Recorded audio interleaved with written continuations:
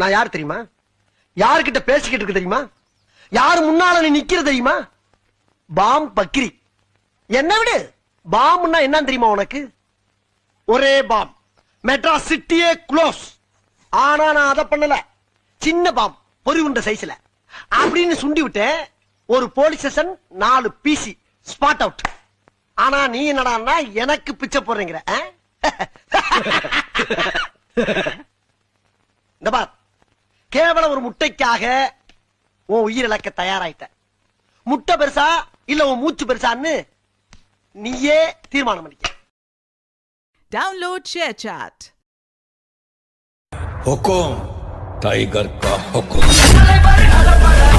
அலப்ப பார்த்தவன் உங்க அப்பா விசில கேட்டவன்